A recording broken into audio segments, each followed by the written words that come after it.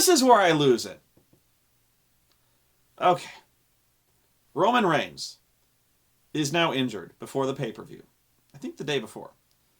He gets what's called an incarcerated hernia. His hernia committed a felony and had to be put in jail. Unfortunately, you can't do that, and so you had to throw Roman Reigns in jail along with it. Which isn't fair, but that's the legal system for you. So Roman Reigns cannot wrestle, and what's really a bummer is that he will be unable to wrestle for at least 3 months. And they've stayed vague on this, which is actually somewhat disturbing. So it may be longer than 3 months. Bad news. Actually, the same thing for Daniel Bryan, who they have still not announced even a tentative return date for him. Maybe they have, but I wouldn't put much stock in it because I have not heard any kind of confirmation from anybody. It's all rumor. But yeah, bad times. And the match was off. I was thinking that they were just going to cancel the match. The optimistic rumor was that they were going to announce a replacement. But they took the match down from WWE.com. So I was just thinking the match was off. And they were going to give more time to the various other matches. I was okay with that. Shit happens. Match is canceled. Fine. That happens. Card is subject to change. That's not a bait and switch when it's out of your control. Okay? Honest to God, not mad about that. I would not rant about something that is an injury. Okay? Here's what I'm mad about. Seth Rollins comes to the ring, and he demands that the referee, he says he's a heel, so he's like, being sent to the hospital is not an excuse for missing this, for pussying out and missing this match. So I demand that he either come out here by the count of 10, or the referee will count him out, and I want my hand raised by forfeit. So the referee's like, whatever, 10! So, like an asshole, he's announced winner by forfeit. He's like, no, I want my hand raised. So he's like, okay. And then, like an asshole, he goes, you know what? I'm not leaving until I actually do wrestle. So I'm issuing an open challenge to anyone in the back who wants a piece of this. So a taxi screams into the arena. And apparently Dean Ambrose was at the airport or something like that and got a taxi that traveled at the speed of light. Because right then, his music hits. The guy in the production truck looked out the window and was like, holy shit! Dean Ambrose is in that taxi. Screams in the arena, and a taxi spills out. I'm gonna get in a fight. So yeah, either that or he was right outside. It was just really good timing or something like that. But yeah, nobody thinks about that. Whatever. It's just poetic justice. So somebody's gonna get their ass kicked. So I'm like, all right, we're on. This is cool. So he issued an open challenge. Dean Ambrose goes in there. He starts whooping his ass. So I'm like, all right, we got a match. The referee's out there. We're going to have a match. Nope. We're not going to have a match. They have another pull-apart brawl. Another pull-apart brawl.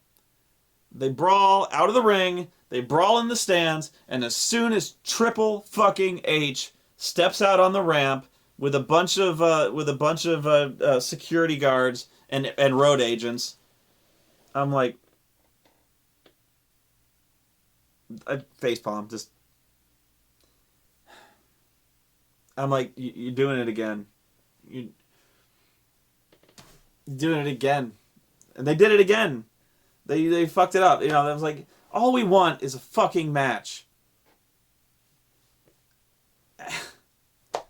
So they separate them, and Dean Ambrose does his, he breaks free and he attacks them, and finally, 10 seconds later, they dogpile. Jamie Noble. What's funny is Jamie Noble is fucking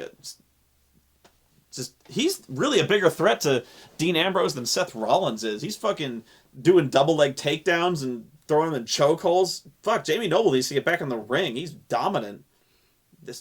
Jamie Noble's a wrestler who's apparently retired now. Anyway, he's one of the road agents. But yeah, they put him in zip ties and drag him out of there. And Triple H says, throw him out of the building, and they drag him out of there. More on that in a minute. But I'm just furious now. I'm just fucking furious. I'm seriously about to just walk out of the room. I should have. Really, because it gets worse. I should have. They did it again. Part of me thought they were just going to cancel the match. Part of me thought it was going to be Dean Ambrose, because that was the prevailing rumor, was Dean Ambrose was going to be the replacement. They were just going to they were going to bump things up a little bit, have their rematch. No.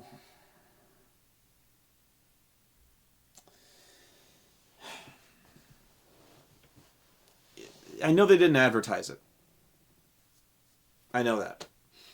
But they did it on pay-per-view again. You pay, and this is probably, I wasn't listening because I was busy just basically screaming in rage. I'm guessing this was around the point where Michael Cole, he said this apparently several times during the show. I was too busy cursing in rage. But apparently this is one of the many times where Michael Cole was like, you paid $55 for this bullshit. Yeah, you did, probably, yeah. I can't. This is not what you pay. This is not what you buy pay-per-views for. And this is not what you pay for the network for. It's just not, and I don't care. This is what I'm going on about when I say there are no pay-per-views anymore. They're calling them special events. And this pay-per-views are no longer part of the business model. And that's why they're calling you stupid. Is because you're paying for something that is not $55 worth of content. They're not making that anymore. It's just not. They are essentially, they're just making another TV show. It's another episode of Raw.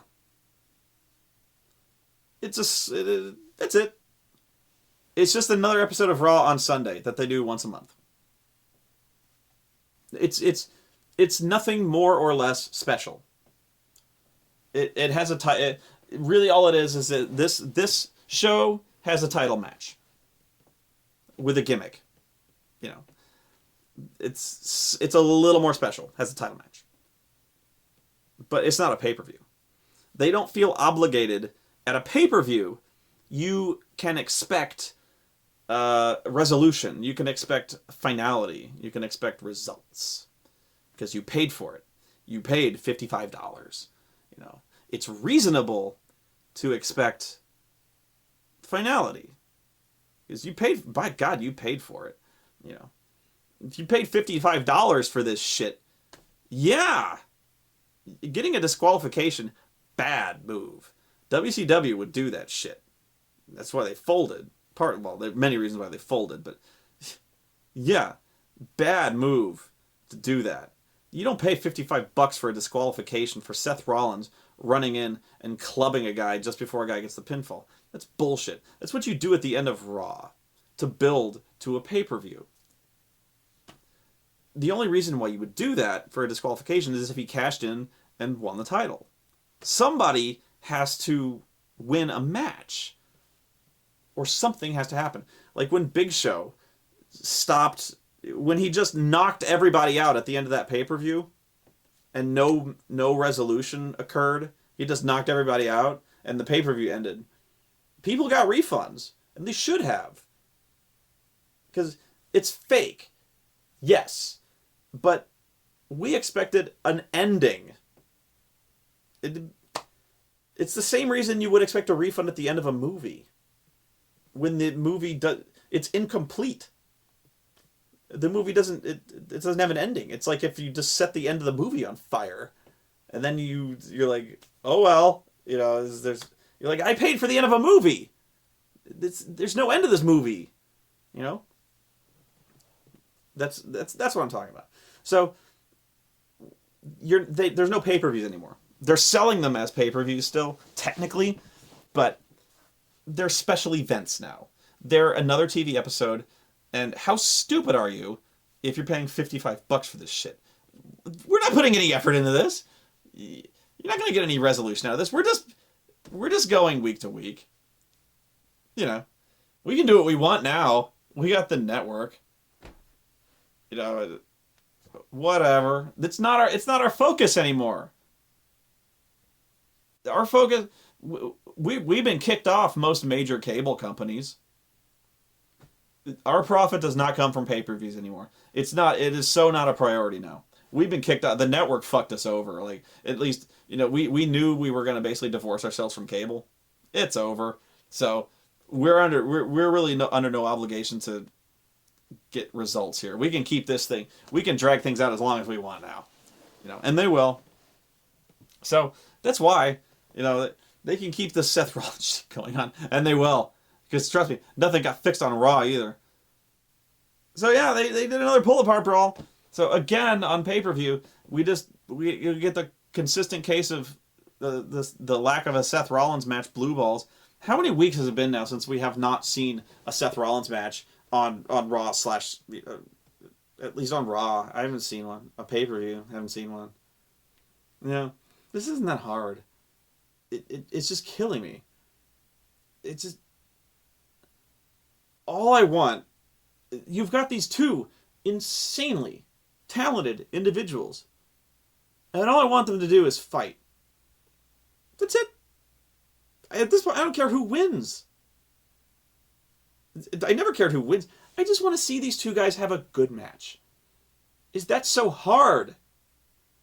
Instead, every week they do this thing where, Ambrose appears, Seth Rollins runs away. Ambrose appears, Rollins runs away. He gets in a car, drives away. It's every fucking week. On Raw, they found a way, somehow, for Seth Rollins to run away 3 times.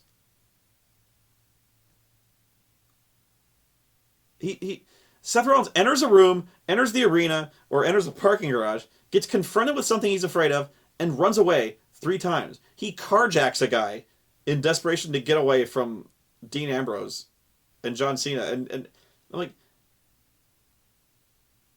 there's not this much running in an episode of Scooby fucking Doo. They're just ruining this character. How much of a pussy is this guy? I know heels are generally cowards, but what the fuck? They're making him act like an orangutan on Raw a couple weeks ago. He these two, Brock Lesnar and John Cena, just got finished beating the shit out of each other for 20 minutes. He gets thrown out of the ring, and then he proceeds getting thrown out of the ring by 2 exhausted wrestlers who are more likely to still beat the shit out of each other than anyone else. Who, by the way, he's so stupid that he's not willing to wait for a winner in that match before he interferes and pick the bones then. Having no idea that was going to be the end of the match. Why did he interfere before the match was over? He's so stupid that, he gets thrown out of the ring. He's not even been struck, really. Thrown out of the ring, and he's like, fuck it, and he runs away. Doesn't stop running until he gets to the car, apparently. All right, now he goes to the ring, and he's like, I'm going to get you. I'm going to get me. Whatever. 3 times this guy runs away. Carjacks a guy and drives away. We witnessed multiple felonies occur on this show, by the way. Carjacking, assault and battery in the parking garage, and wrongful imprisonment. Probably not full-fledged kidnapping, but wrongful imprisonment. Yeah. Attempted murder. Probably conspiracy to commit murder, one way or the other, with the cinder blocks, multiple times. Because let's face it, there's assumed risk when it comes to going to a wrestling event, and then there's trying to hold a guy's skull against a pile of concrete blocks and kicking his skull into them. That's attempted murder, brother. Just saying. There's suspension of disbelief, and how high is that hook? Anyway, this is really getting fucking cartoonish. All I want to see is these 2 guys wrestle. How long have they drawn this shit out? Very long is the answer. I just want to see them wrestle. 2 pay-per-views they've gone. Put him in the ring. I don't even care if it's Dean Ambrose.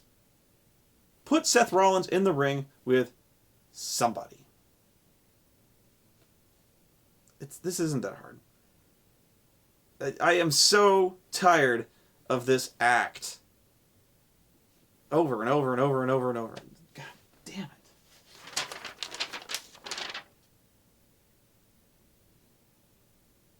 Mark Henry versus Rusev. I knew this was gonna hurt, and it did.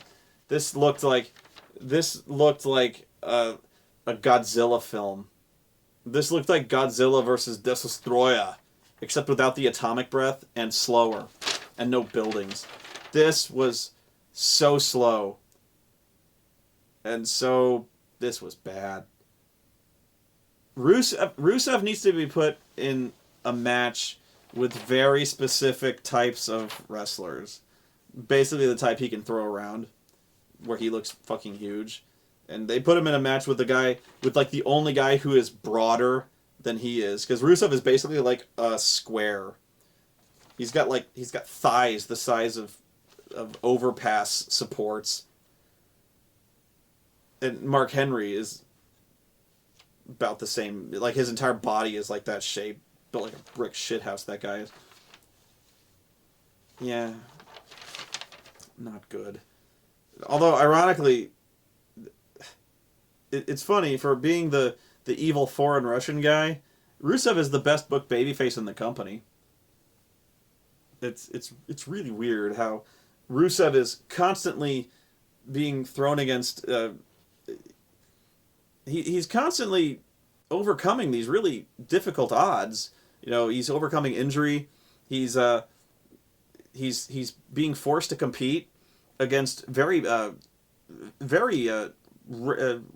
not racist, nationalist, jingoistic individuals. Remember at WrestleMania against Jack Swagger, when he had a legitimate knee injury and the referee forced him to compete? That was pretty much bullshit. And he rose above jingoism and overcame the injury to win.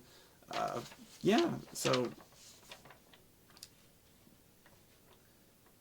Yeah. He gutted his way through. He gutted it out and overcame the world's strongest man.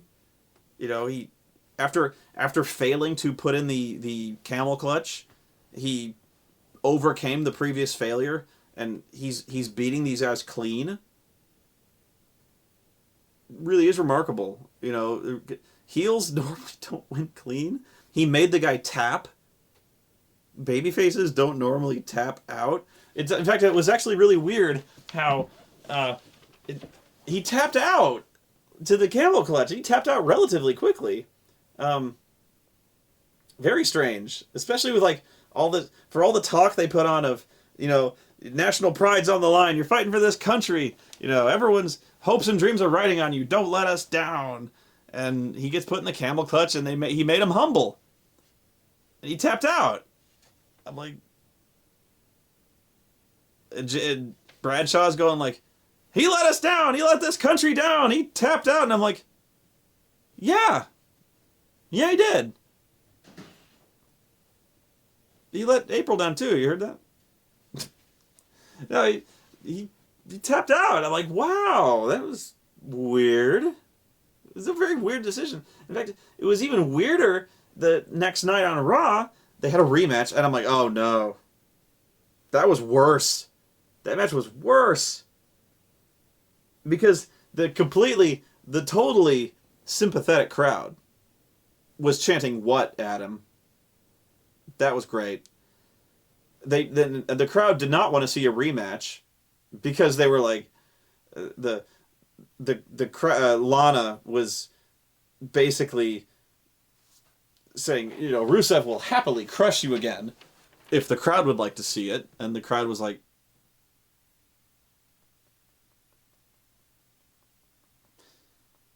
and Mark Henry was like, well, listen to that crowd. I'll destroy them if they want me to. And the crowd is like, so they had a match, and the crowd was like, flush. And this time, he gets put in the camel clutch, and this time, he doesn't tap out. He passes out.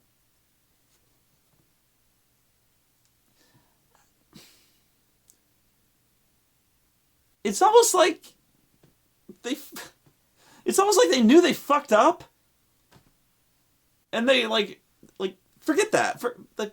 We fucked up. Forget that pay-per-view. This is how it really happened. Like, yeah, what did you had him tap out? No.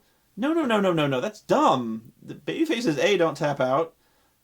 But the National Pride, he should have tried to get out and then failed and then passed out, because this is so important that he would try to hold on to the very end and then pass out. Very important note about tapping out. Tapping out is a babyface thing, okay? Heels tap out because they're cowards. Or they try. If there's no other option, they tap out. Babyfaces mostly don't tap out unless they absolutely have to. Some babyfaces never tap out. John Cena will never tap out.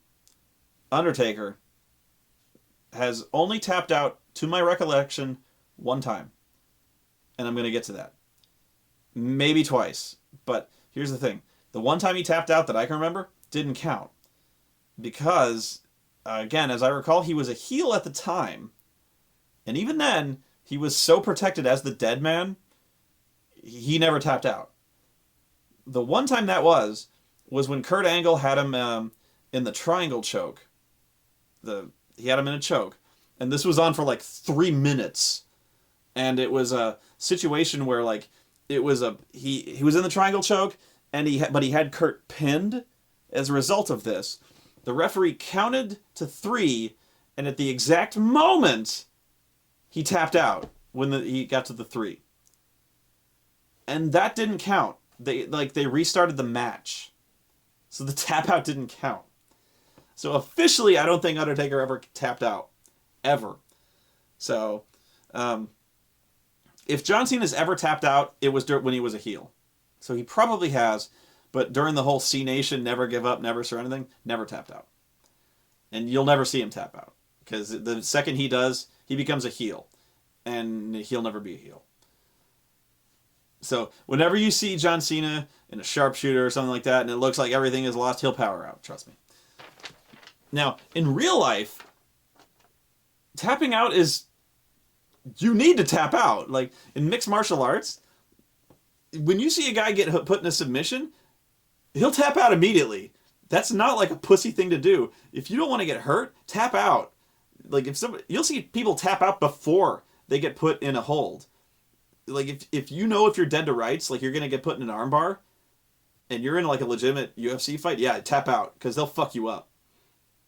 Some people don't tap out, and they get maimed. Yeah, so, if you see a UFC fight, and you're like, that guy tapped out, yeah, he's smart. Anyway, just thought it was funny. Yeah, you passed out, but yeah, when you're in WWE, pussies tap out. That's just the way it is. So yeah, Mark Henry, pussy. Except on Raw. Jericho versus Orton. This was a great match. This was way past my expectations, especially considering I have heard that Jericho was working hurt. I heard he broke his toe. Especially after that jumping off the cage, which where I heard was not where he hurt his foot. He was doing the lion salt. Anyway, and Orton, the master of 1004 chin locks. But they both worked their asses off. This was a really good match. My only problem was with the finish, which I have seen so many times, where it's actually kind of sad, where I've seen the finish, which is a great finish, but he's done it so many times, actually, it's sad that it's kind of become blah. Where the guy comes off the top rope, and then he turns it into an RKO. I've actually seen it a lot, which is a bummer. Pardon me. I've seen it a lot. What kind of killed me double about that was, I don't know what Jericho was supposedly going for. Let's assume that he had not RKO'd him. What would he have actually hit? I don't know. Was he gonna hug him? Funny thing. Really good match. Nikki Bella versus AJ and Paige. Not as bad as I thought it would be.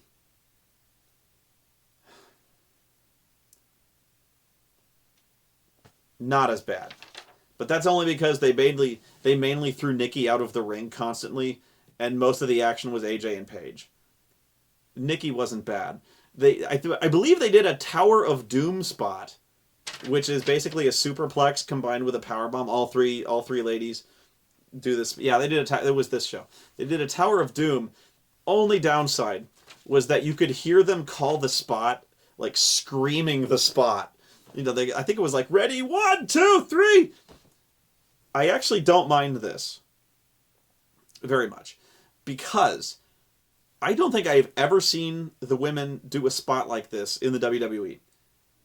You could so easily get hurt doing this spot if you have never done this before.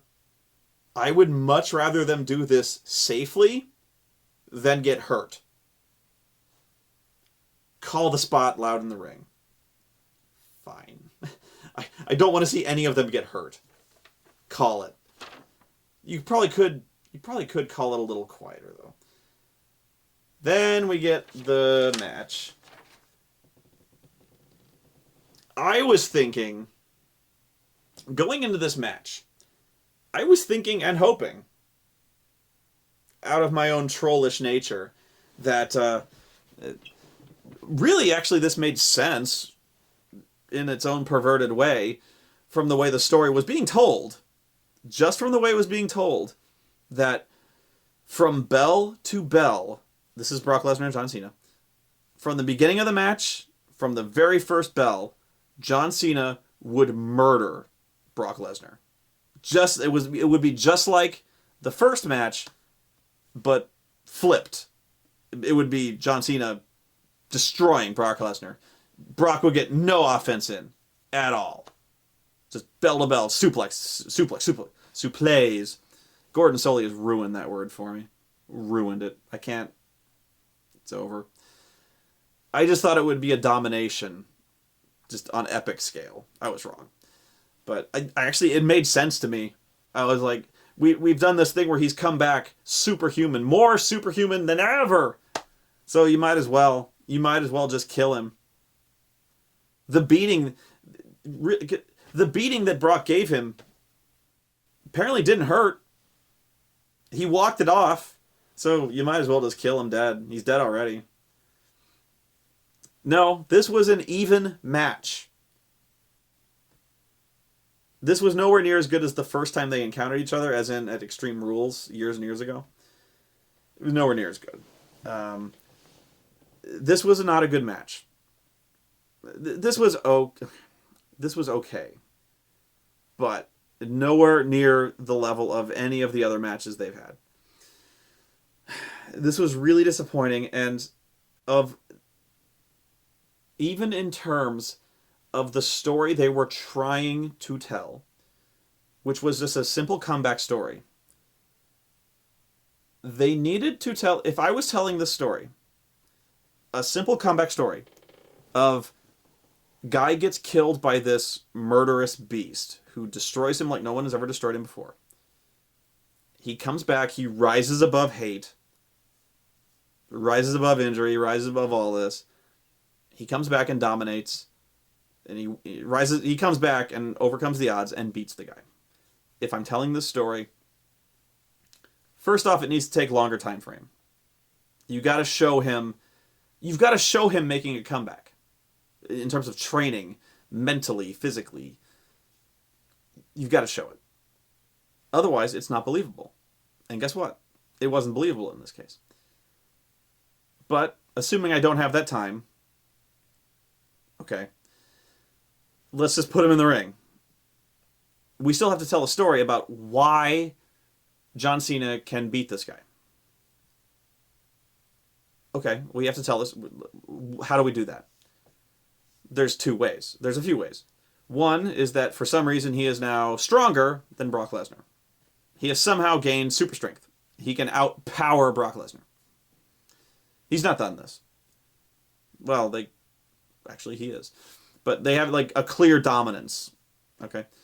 Two is that he is more skilled than Brock Lesnar. He has gained more skills, which they actually did in the Rocky movies, because they were training on his speed. We need greasy, fast speed. Something like that. They did this many times, or like Apollo Creed was teaching him his technique, his ability to move, to dance. They were working. Like Mick was teaching him speed, basically more technique, maneuverability, because that was always his weak point. Power was never his weak point, really. He would always strength train, but yeah. So the montage would always illustrate what he was trying to learn. My thinking was Brock Lesnar was not only stronger than him, but better skilled in wrestling, submissions, and supplaying. Because he got suplexed on his fucking back of the neck and head 16 times. So I was like, okay, if I'm going to do this, I'm going to show him training at like the Heart Dungeon or something like that, getting suplexed like crazy, getting better at wrestling. Because that's the biggest complaint. That's the chant that people always say at him is, you can't wrestle.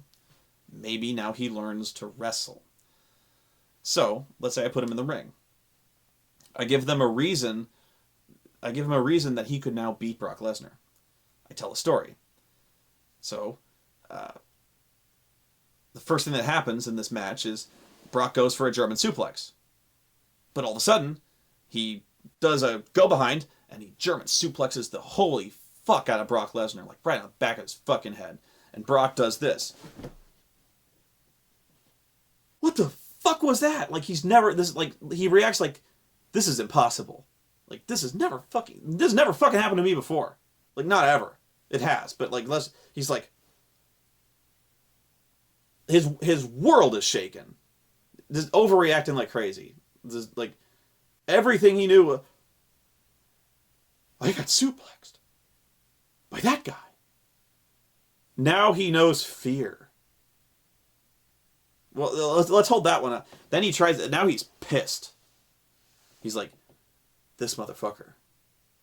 He got lucky. Like he can't believe it. He refuses to believe it. He got lucky. So he tries again.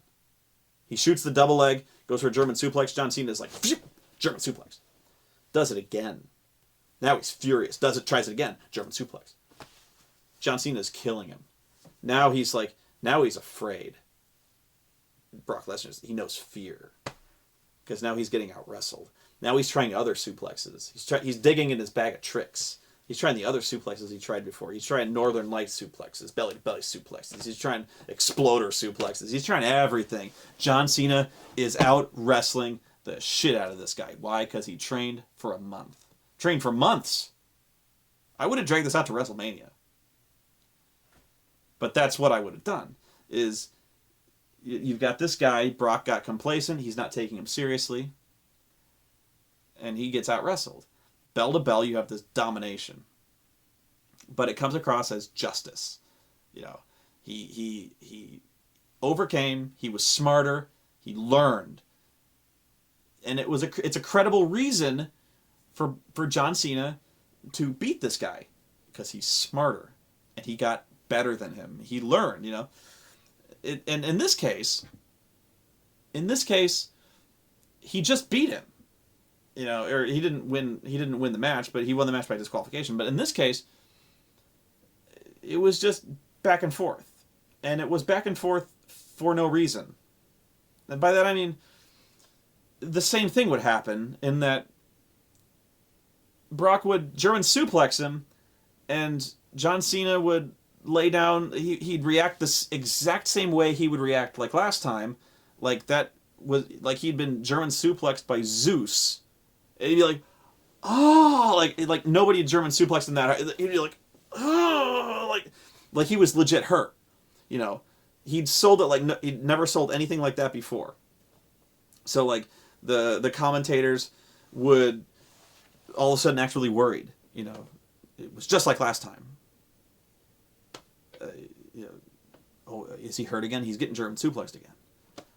So, you know, Brock would be laughing. Ha, ha, ha, I got him again. I get German suplex. Shit, I'm going to do it again. Ha, ha, he'd do it again. He'd pick him up. And then John Cena would just stop selling and just start punching him. And then power him into the corner and start punching him. And then throw him around. So his comeback wouldn't be some skill or technique or strength or strength of will or anything like that. It was just that he got suplexed a couple times and then it just stopped hurting. You know, that's it. And I don't think I'm minimizing that at all. I'm not joking around when I say that. I'm just saying that there was no psychology or storytelling to it. It was just Brock Lesnar's turn to hit some moves, and then Cena would just be like, "It's my turn," and then Brock would hit some more moves, and then Cena would just throw his hands up and stop. He just like, nope, punches. It would stop hurting. He would stop selling. That's it. It would be one thing if we saw some clear display of, maybe if like Cena was rope-a-doping or something like that. There's ways to tell this kind of story. For instance, in 2 out of 3 falls matches, you can see the heel will oftentimes sacrifice the first fall by getting himself disqualified, by kicking him in the nuts or hitting him with a chair, just blatantly hitting him with a chair, and then like hammering on his knee or his arm or something like that because he has a submission, because he's got an ankle lock or something like that. So first fall right away, he just clubs the guy in the face with the chair and then starts hammering on his ankle. He gets disqualified. He loses the first fall, but there's 2 more. So he's broke the guy's ankle. All he has to do is put him in the ankle lock, get the guy to submit twice, and he wins. There's a psychology there. That's the logic, So there's a match with Chris Jericho, which was a first blood match, and there was one with Austin and Kane, where Jericho the first blood match is the first guy to bleed is the winner. So Jericho went to the ring wearing hockey pads. So he had no exposed skin, basically. Kane was in a first blood match, and at the time, Kane was not Citizen Kane. He was wearing, he wore the demon mask and stuff like that. At the time, as the character, he wore like this bodysuit, but one arm was bare. So it looked like my scrawny arm. He had a much bigger arm. Wow, my arm is noodly and white. Anyway, he had like this bodysuit on, but the one arm was just like cut out, so he had his arm was bare. So that was normally his outfit. But in this case, for the match, he had a complete bodysuit where even the bare arm was covered. And I believe he had gloves on both hands. So every inch of him was covered.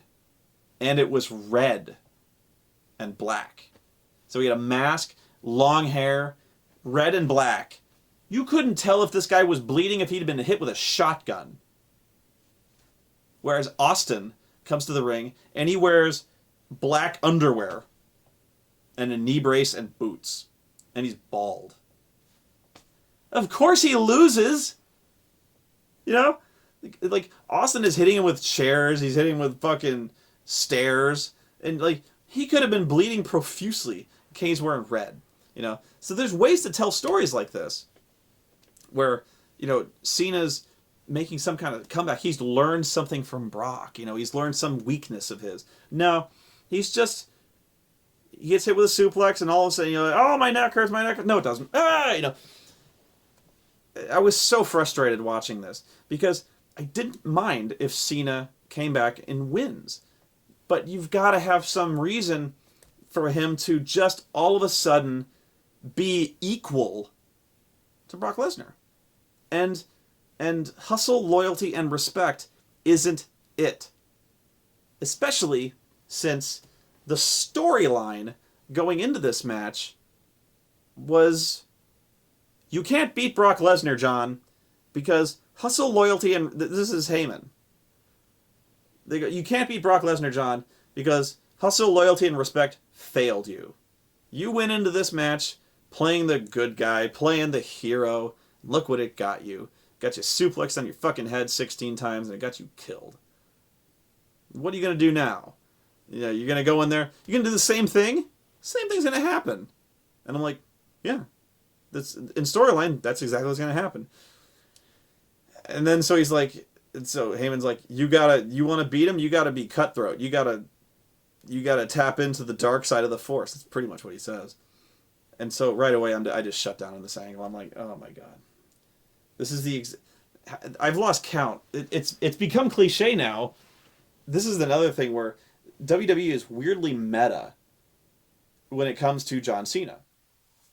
He's been shit on for the better part of a decade. Cena, people hate John Cena, except kids. Kids love the guy. Adults, everywhere, every pay-per-view you hear, let's go Cena, and then you hear this deep basso, Cena sucks, because every man in the audience yells Cena sucks. But now it's become this thing where like WWE knows that everyone hates John Cena except kids. And so they make it a storyline. But it's happened so often that has become cliche. So they start doing this thing where characters start calling him out on it. And they go, John, everyone knows that everyone hates you. So why don't you just tell them to fuck off? And Cena goes, usually what he says is, these people paid their tickets to be entertained. The WWE universe is all about passion. And I don't care what they're passionate about. If they want to boo me, they can boo me, and I fight for them. It's bullshit. It's complete bullshit, but for some reason it works. But he says that every time. And he's like, I fight hustle, loyalty, and respect, and I make those kids with ass cancer happy.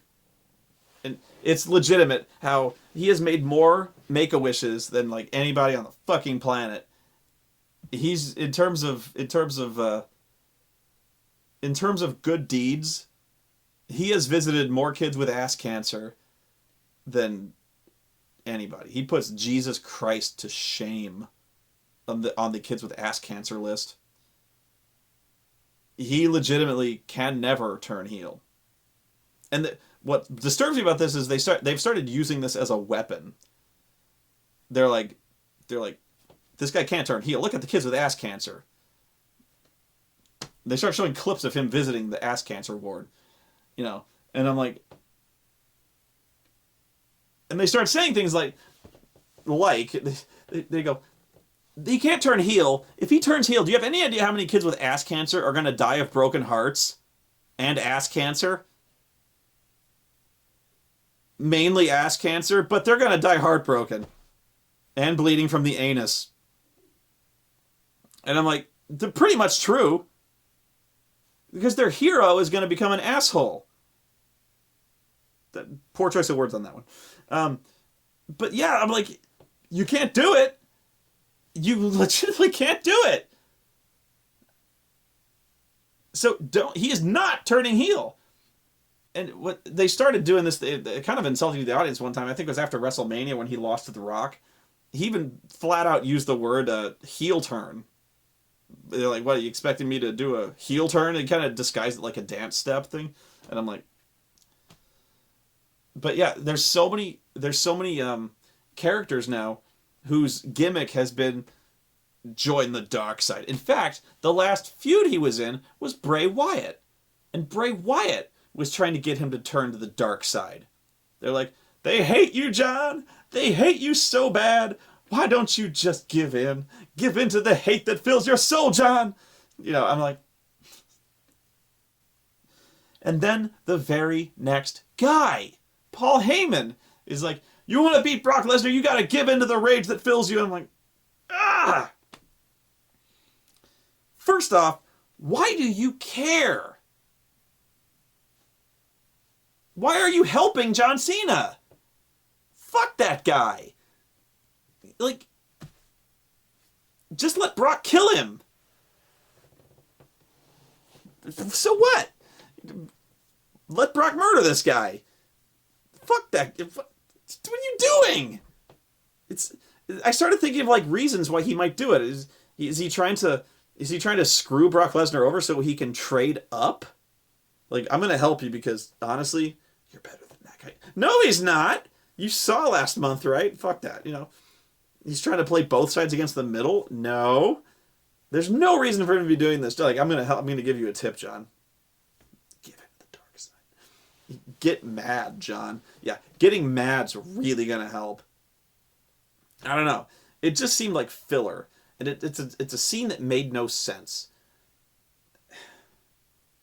Really frustrating. Really, and it's boring. It's crap, and it's so meta that they're coming out to the arena in front of the crowd and arguing about turning heel.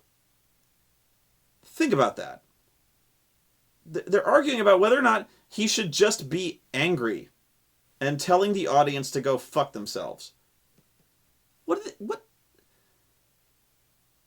John, start acting like an asshole.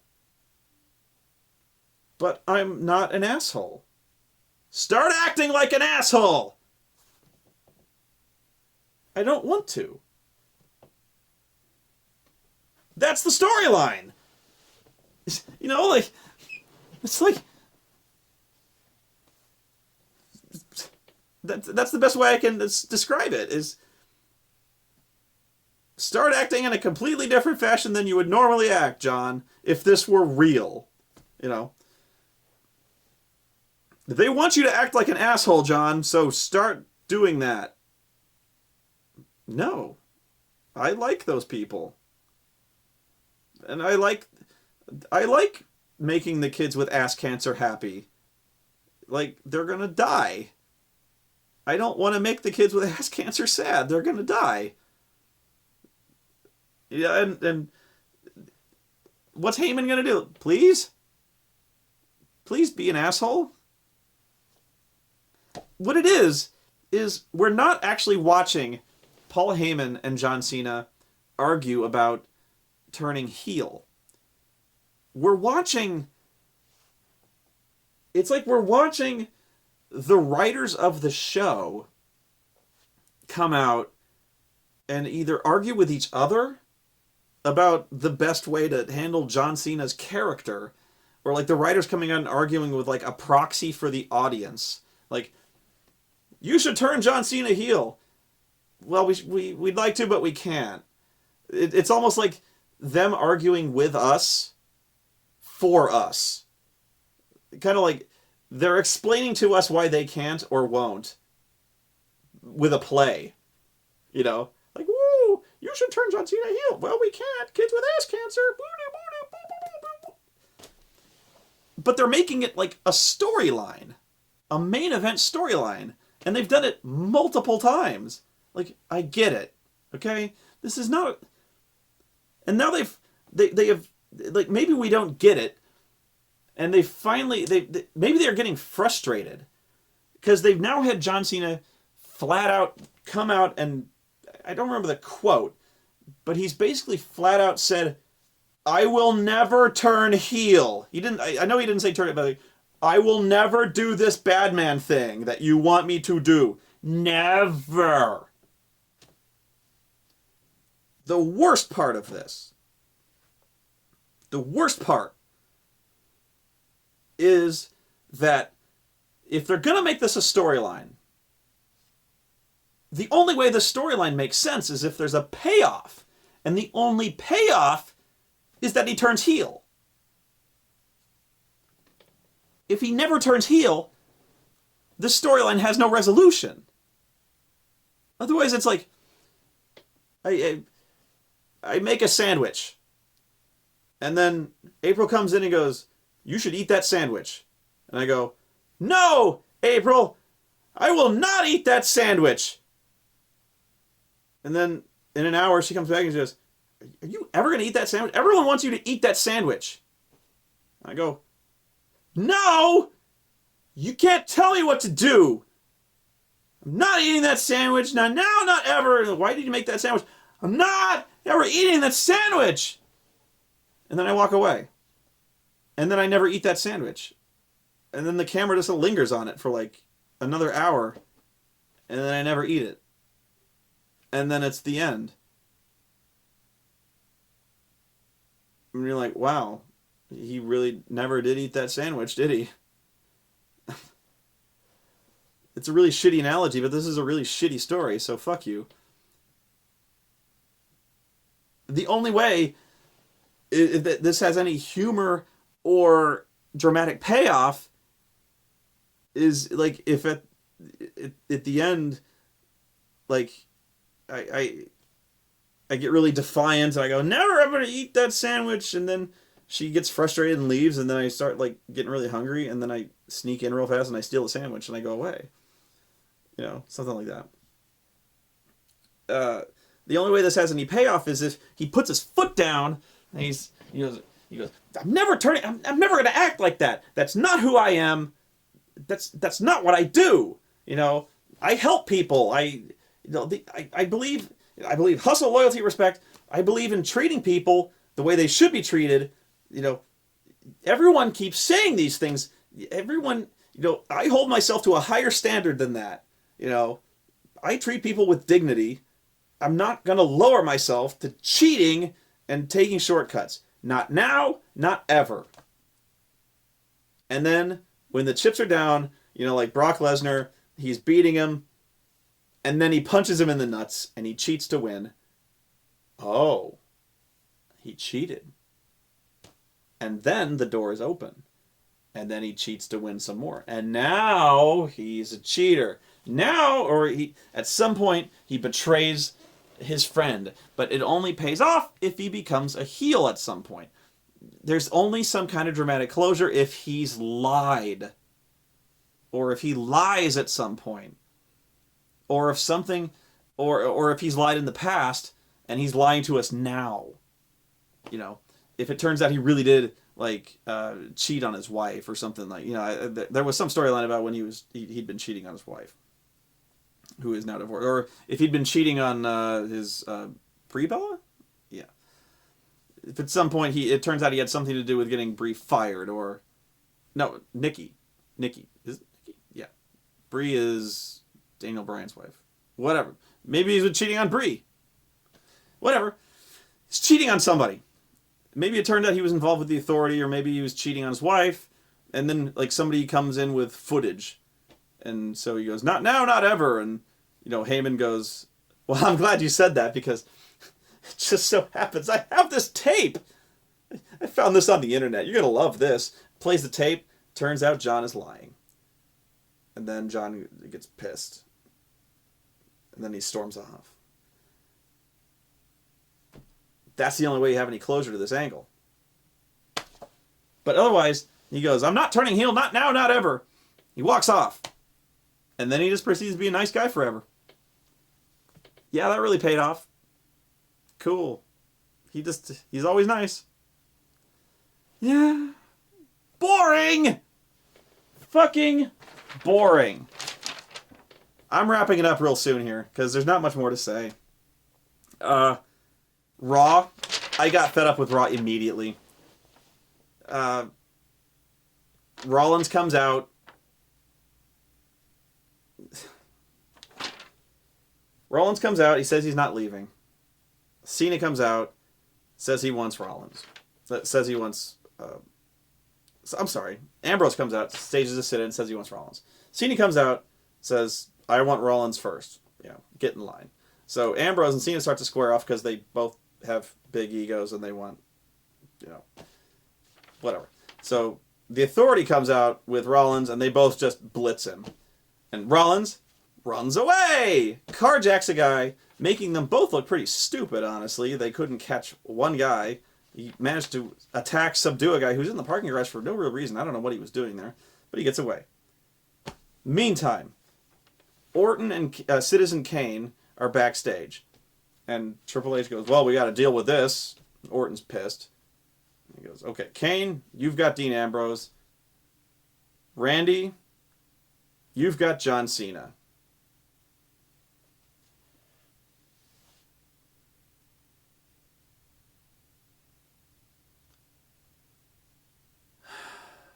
I can't even scream.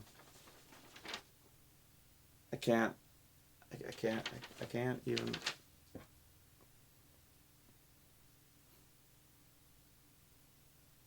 Right away, I was just like, I'm not watching it. It's not that I was defiant. It's not that I was going, I am not watching this. I wasn't putting my foot down. I wasn't being pissy. I wasn't being angry. I could not. I physically, mentally, no part of me could watch this match. Couldn't do it. I had to turn. I seriously, I left. I couldn't do it. I could barely stand to look at the little card, the title card. They put. I was like, no, I can't. I can't. I just can't. Miz versus Ziggler. Again. My memories of this are scattered and horrible. I remember 2 moons. And I also remember Bradshaw saying one of the dumbest things ever. They're talking about movies. And I don't know what the context was. They're talking about how Miz is some kind of movie star. And they start referencing other movies. I don't know why. They're definitely not paying attention to the match. Because why would you? But at some point somebody mentions The Wizard of Oz. And Bradshaw guffaws in just disbelief. He goes, Wizard of Oz?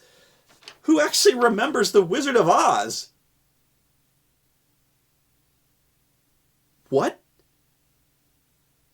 Everybody! I went back.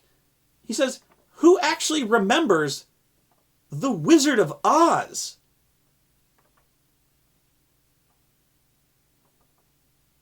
That is the dumbest thing I've heard, maybe in the history of wrestling, other than Christy Hemme saying, my ass is hungry. Maybe dumber than that.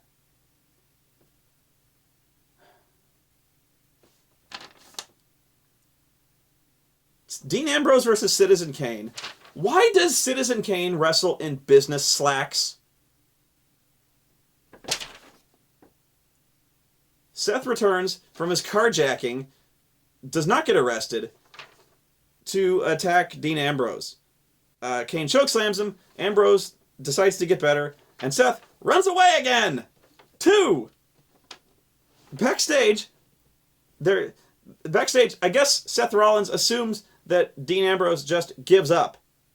He's like, fuck it, he's gone. No, Dean Ambrose tracks him down backstage because apparently he's still a little pissed that you kicked his fucking brain through a cube of, like a 4-foot cube of cinder blocks. Apparently, still mad. So yeah, he ran backstage to kill you. Security drags him back. Triple H tells him to throw him out of the building. Stephanie then proceeds to say the next stupidest line I've ever heard in wrestling history. She says, quote, no! Since when has anyone we've thrown out not come right back in here? That's a very good question, Steph. It's almost like this show is bullshit. So she says, lock him in there. Let's abduct this man. Live on national television. That's a good plan, Steph. Let's commit a felony. Another one. Let's do that. They lock him in a janitor's closet. And then they proceed to put, like, 5 building security staff in front of the door, arms crossed, who are all fine with this plan. And they just lock the door. And they leave him there. Nobody cares. Apparently Dean Ambrose has no friends. I always love this about babyfaces in the WWE, by the way. Nobody's around to help. Nobody could possibly take these security guards.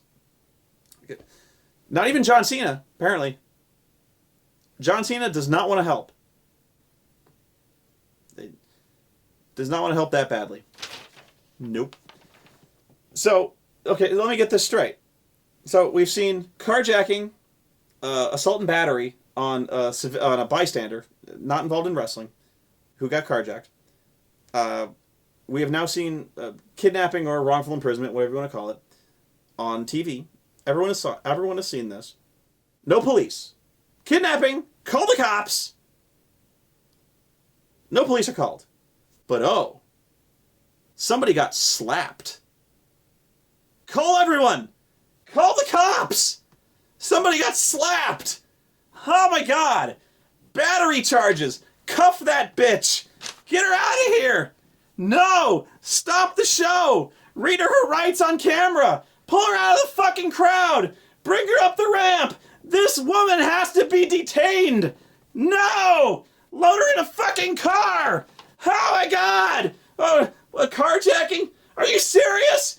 We got a woman slapper here! Ha!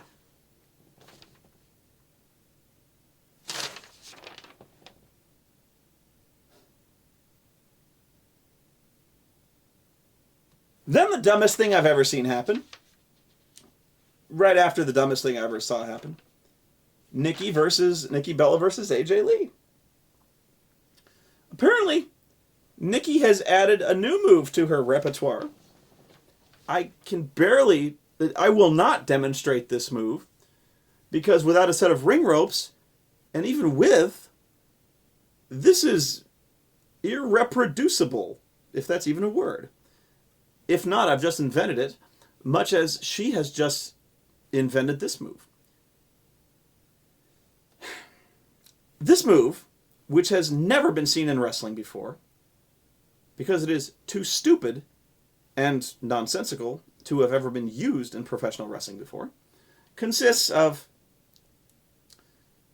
Nikki partially putting her opponent through the ropes so that her head is like through the middle rope, grabbing her arms, kind of like basically pulling her so that she's tied up in the ropes.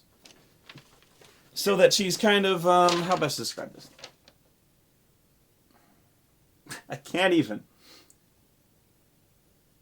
Okay, you know how Sheamus does that thing where he like ties the person up in the ropes and then slams his fist into their chest like 10 times? Picture that. Except, instead of doing that, she turns around and puts her ass up against her opponent's ass. That's it. And she like presses really hard. So like ties her up in the ropes and then puts her ass against her ass. Ass to ass. Ass to ass. I don't know what this move is. I don't know what it's called. I don't know what it's supposed to hurt. I don't know if that's what it was supposed to look like. I don't know if it was botched. I don't know anything. I don't know if it was taught to her, if she's innovated it. She went ass to ass. She human spidered AJ Lee.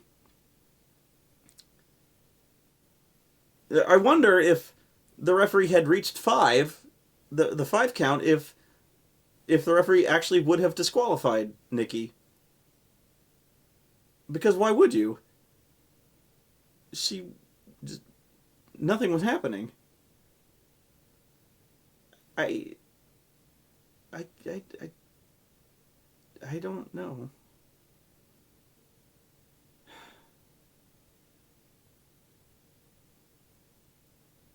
I can't.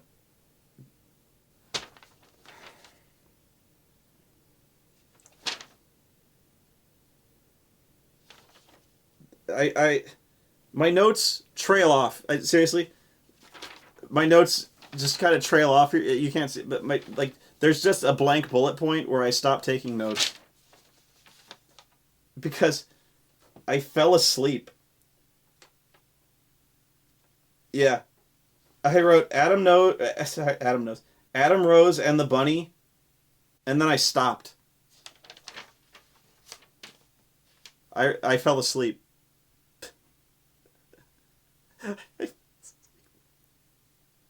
That's where I trailed off. I couldn't take it anymore. This show sucked. Oh God. This show is 3 hours long. It felt like 4.5. This whole time, they're pushing the network.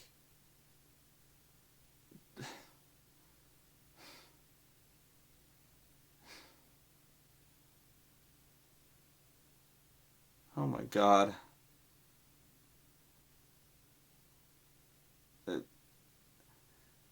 I remember waking up just as Randy Orton's was coming down the ramp, and I left the room. I turned the TV off. I don't know how it ended. I don't care.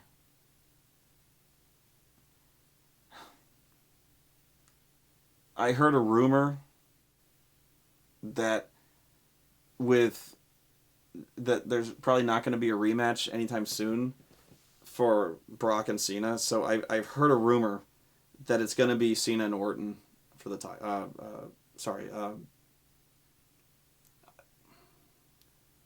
Not for the title. I've heard it's going to be Cena and Orton at the next pay-per-view. They may not. I don't think they will do the title next pay-per-view. I don't know. I heard a rumor it's going to be Cena and Orton at the pay-per-view.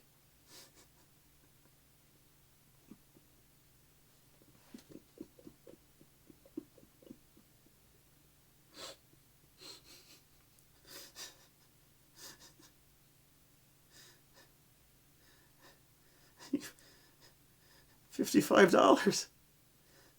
You know, you really are stupid if you pay $55 for this crap. But you know what? You're stupid if you pay $9.99. So it's sad. It's sad for them that the stuff I watch on the network, I watch the network for NXT, and I watch it for I watch it for the archive stuff. I honestly don't watch it for the pay-per-views. I don't, because especially now more than ever, I don't. Why would I? With the shit they're putting on network, why would I? If they ever promised a Seth Rollins Dean Ambrose match and delivered, I would be stunned. I can almost guarantee you this next one, they're going to promise it. I will be blown away if they actually deliver it. Because I'm just guessing he's going to come out, Ambrose is going to beat him up, and he runs away. Or he's going to get himself DQ'd and run away. They're going to drag this shit out to WrestleMania, where they finally may have some definitive match. I don't know. Fuck. I just don't. I can't. If they do Cena or Orton at the pay-per-view, I'm gonna lose it. I'm seriously gonna lose it. You know, I'm probably not. I'm just. I can't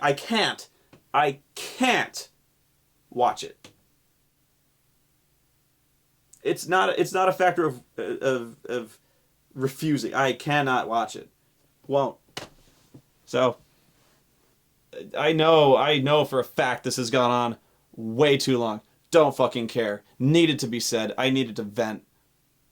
This is the whole problem with the network. Can't. I'm out. Thank you for watching. Sorry.